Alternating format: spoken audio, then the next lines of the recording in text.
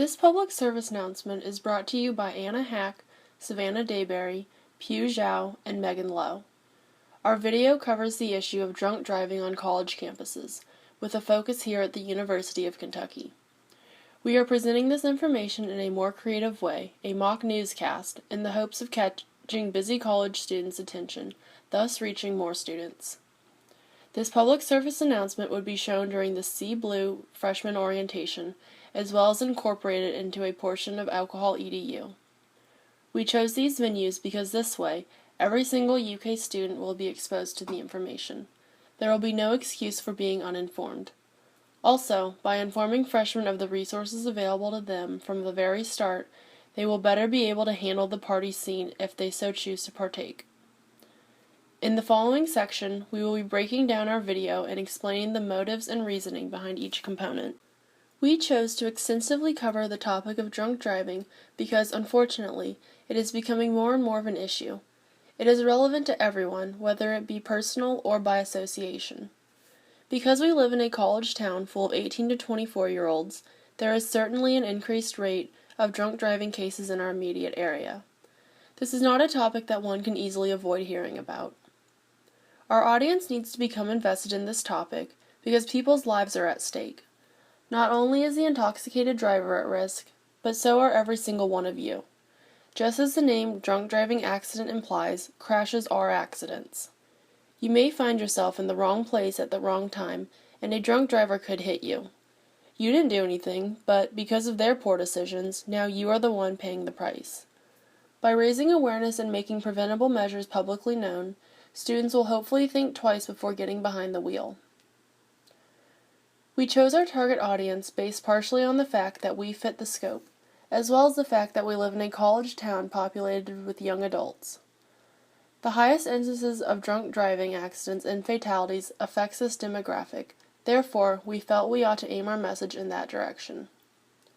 Our purpose is to raise awareness surrounding the issue and inform people that there are other options besides driving themselves. Our first primary source was an interview with a Lexington police officer. He gave us insight as to just how often these situations arise, as well as the course of disciplinary action that is followed. He also gave us accounts of some minor accidents and some more serious ones. It was interesting to hear his take on the issue because he is so much older than us, and he has a lot of experience in the college scene. He spoke in a serious, almost somber tone, and we could tell that he did not take this topic lightly. Our next primary source was an interview with a sophomore at UK who'd received a DUI. We chose to talk to her because she is within our target audience and has experienced the consequences firsthand.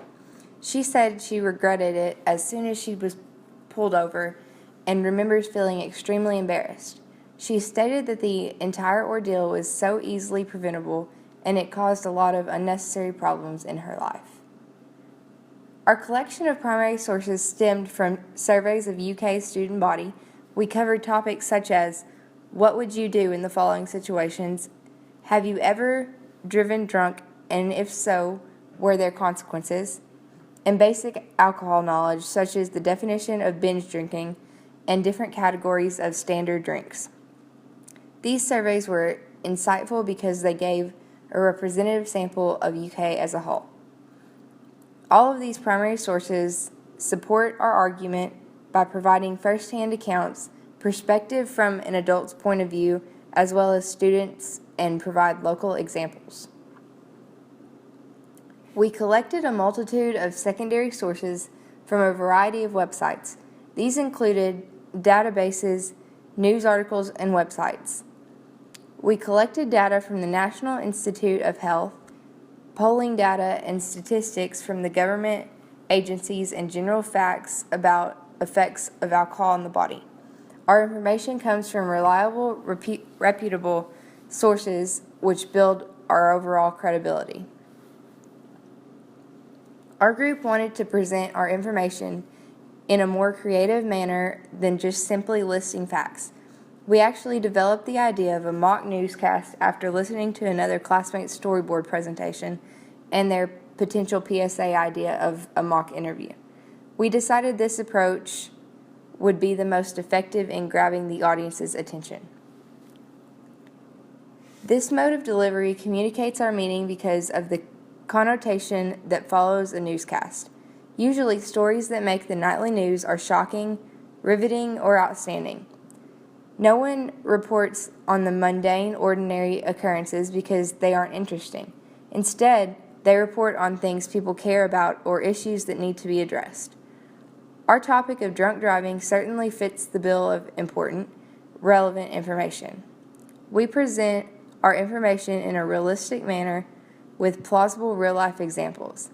This, along with a blend of primary and secondary sources and audio and visual, make for a powerful message. This style is unique because it is not a typical delivery method. A newscast may be more effective in holding the audience's attention better. We use a serious tone to show that our topic cannot be taken lightly and that we are serious about what we are talking about. The rhetorical styles employed are moral, logos, ethos, and pathos. Moral is designed to convey truth and seriousness. Logos is a given. Of course, it is logical not to drive while under the influence of alcohol. No one would or should argue otherwise, given all the negative consequences that could arise. Ethos is seen in our use of credible primary and secondary sources, as mentioned previously. Lastly, pathos is employed through our campaign elements, remorseful portrayals in the interviews, and the somber statistics of injury and deaths mentioned earlier. Our two campaign elements include a bumper sticker and a poster. The bumper sticker would be provided free of charge to freshmen at orientation. By placing it on their car, they are essentially promising not to drink and drive. This method is effective because it serves as a constant reminder to not only the driver, but any other driver behind them. The message, "Don't drink and drive," with dye in bold on the word drive, is powerful, implying that by drinking and driving, you are essentially putting death on the table and increasing your risk. Our next campaign element is a poster that would be hung up around campus, in bars, and in places where students are likely to engage in alcohol consumption. The poster bears a photo of a coffin and a haunting message: "Your mother shouldn't have to attend your funeral." Our hope is that this poster will make anyone think twice about their actions because the image and quote really stick with you, especially if you constantly see it all over campus. Generally, with arguments, there are two sides. Our situation is unique, however, in that 99% of people are on the same page when it comes to the dangers of drunk driving. No one would argue that this activity is safe or acceptable. Some potential gray areas do present itself, though. The legal blood alcohol content to operate a vehicle is 0.08, implying that one can legally drink and drive to a certain extent. The question then becomes, how much is too much? 3 beers may leave a petite woman who rarely drinks quite intoxicated, but a 300-pound bodybuilder may drink an entire case and feel fine. There are many factors that affect how quickly alcohol is absorbed into your bloodstream, too. These include when your last meal was, gender, age, and weight. These variables make it difficult to determine what is considered too much to drive. Our group found this to be the biggest counter-argument regarding our topic. In the following section, each group member will be discussing their personal. Hi guys, I'm Megan. I assumed the role of our group's unofficial group leader. Throughout the semester, I contributed to the group by conducting general research, by collecting secondary sources, and designing surveys to distribute to the student body. I helped design the issue inquiry webpage and ensure that it contained all of the required elements. When it came time to piece together our information into one cohesive video, I took the responsibility of that task. I am also responsible for putting the final project together. These contributions may seem like a lot, but my group made it very easy on me by submitting me their parts by our stated deadlines and working with me when we had technological issues such as converting between Mac and PC. In the beginning, I think the most challenging aspect of this project was deciding which course of action to take. We had a lot of ideas and input, and it was hard to break up the work. As the project progressed and we began to see a more clear image of what we wanted our final project to look like, the challenge shifted to learning how to use our technological resources. When making the storyboard, we used a phone to record ourselves, and it kept either dying, running out of storage and cutting off, or we weren't all in the same frame. When we made the first cut of the PSA, I had trouble opening files sent from Macs, finding the best way to incorporate the voiceovers, and learning how to efficiently use Windows Movie Maker. Thankfully, by the end of the first cut, I was a pro. This made making the final cut and now video unveiling an easy process.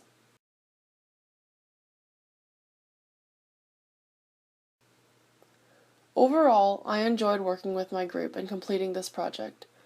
I'm proud of our video and our creative twist on making a mock newscast. I also feel very confident in my abilities to use Windows Movie Maker, so if I ever need to make another video, I'll be set.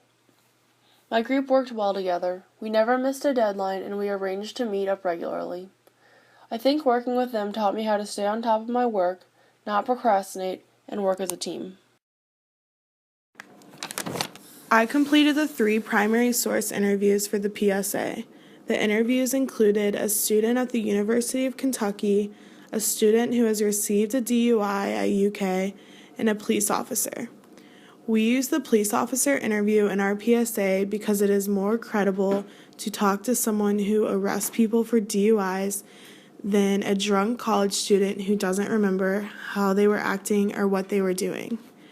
Although a college student who has received a DUI isn't as credible, we included that in the PSA because it is good to hear both sides and show that the student learned a lesson. Along with the primary source interviews, I also completed general research, created slides, found pictures, and recorded a voiceover for the first and final cut of the PSA. The general research I conducted was mostly about the consequences of drinking and driving, and the photos went along with the research. There were a few complications with my contributions. Interviewing the police officer was a complicated process. I emailed the chief officer at the university police station to set up a time, but did not receive a response. I then tried to go into the police station myself to interview someone on the spot, but the Lexington police station and University police station were closed. With no luck on interviewing a cop at the police station, I was finally able to find a police officer on campus to interview. I'm glad I allowed myself a few days to conduct the interview because things don't always go the way you plan, and I had an extra time to figure something else out. Finding interesting pictures was somewhat difficult because I really wanted to capture the audience's attention with the visuals. I really had to search to find images that would be powerful and show how serious this topic is. Other than the interview with the police officer and finding good pictures, everything went smoothly with the PSA. My group really worked well together and got things done efficiently. So from this WRD class, and I experienced a lot of writing and practicing with speaking. And from the non-experienced with writing skill, I actually gained a lot from this class, and thanks for the instructor giving us such great opportunity. And especially with the group studies, I learned really a lot from my group members and also the instructors' feedbacks, and also the other groups' suggestions. So talking about this class, about the contribution and achievements, actually first of all, I learned a lot about how to find the correct resources, such as our project is mainly about the drunk and driving. So actually I have to initially find out the resources from the library and making some questionnaire, and secondly, from these achievements I collect some useful information, but more importantly I can analyze them. So the practicing experience really makes me learn a lot. And also I did a lot of writing and explanation about those data I collected, and thanks for my group members helped me with solving the grammar and some other writing problems, but actually I really appreciate their help. And also some the best point I think about this class is that they have this feedbacks from the other groups, and I think that is very essential for us to improve, because critically those points and the judgments, they are very actually scientific and reasonable, and in order to accomplish this project, their suggestions are very essential, and we really do appreciate for their help.